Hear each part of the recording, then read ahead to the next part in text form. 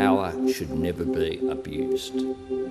This was an abuse of power. The concept that the Parliament knows who has which job is essential to responsible government. An exercise by this government in political payback and distraction. He knew at the time that it was a problem and did not tell the Parliament. I know he is deeply concerned about what this means, no doubt, for his legacy. The motion to censure a former Prime Minister drew a long list of MPs who wanted to speak. But some independent MPs who had planned to stay silent felt compelled to join the list at the last minute. Unfortunately, the facts raised in justification by the member for Cook make it necessary to speak. To the majority in the House of Representatives who today voted to censure a former Prime Minister, the issue was a serious one, defending the Parliament and the idea of accountability. To the federal opposition, the censure was just a political stunt. To Scott Morrison, who has been accused by his colleagues and others of being a bully, it was an exercise in political intimidation which failed to recognise all the good work he had done during the pandemic.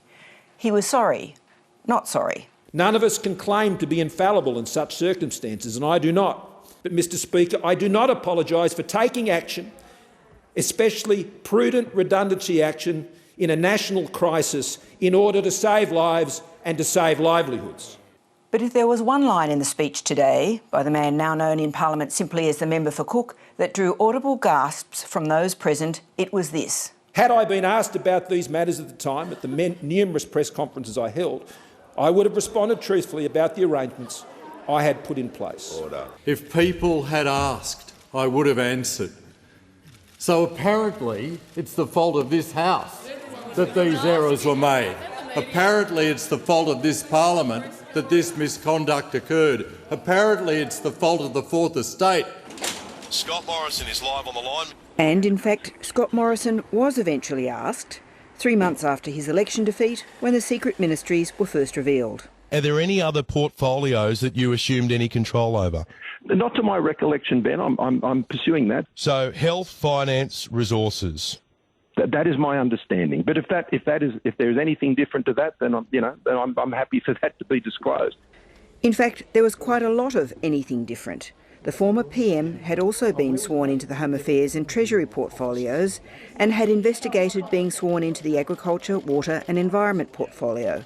This place runs on rules and conventions. The mere existence of the office of Prime Minister and the existence of a cabinet is a convention.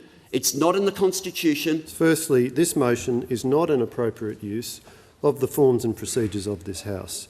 Secondly, what we're seeing is an exercise by this government in political payback and distraction. And thirdly, that the right way forward here is to adopt the recommendations made by the former High Court Justice Bell in her report.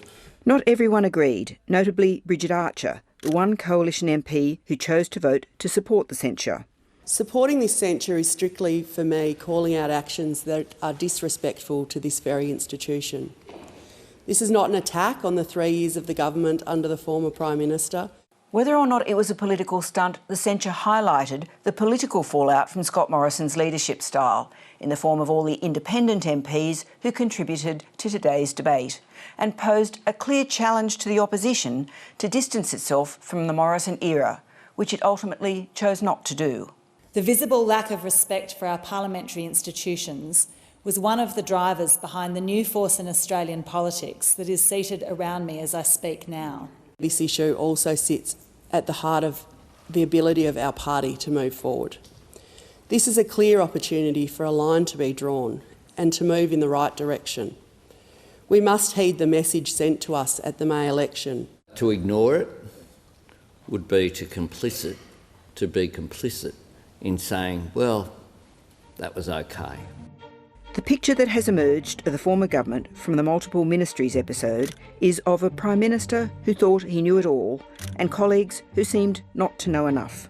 As Prime Minister, my awareness of issues regarding national security at this time and the national interests was broader than known to individual ministers and any third party could. While his colleagues chose to stand with the former PM, the coalition was facing friendly fire from another quarter today, this time on the issue of the Indigenous voice to Parliament. The Nationals this week announced they will oppose the voice at next year's referendum. The Liberals are yet to say what they will do. The argument is that there is not enough detail and that the focus should be on practical measures to assist Indigenous Australians. But the Coalition's own former Indigenous Affairs Minister, Ken Wyatt, begged to differ in a radio interview this morning. Ken Wyatt addressed very directly the suggestion that somehow there was no detail when it came to the voice for Parliament and the link between a voice for Parliament and practical reconciliation in closing the gap. Mr Wyatt pointed out the details contained in the report of the voice co-design process, commissioned by the former government and released in July last year. He went on to say, "Now I took this report to Cabinet twice. Not once, but twice." In other words, anyone who served in the Morrison cabinet at that time, including the now leader of the Nationals, David Littleproud, and Peter Dutton, would have seen all of this detail and all of these arguments. The government does have its own problems, notably what to do about all the pressures on voters' cost of living. The most immediate problem is what to do about surging energy prices, with the government expected to announce its plan for dealing with them next week. To come back to your point about the subsidies, the truth is we're looking at everything.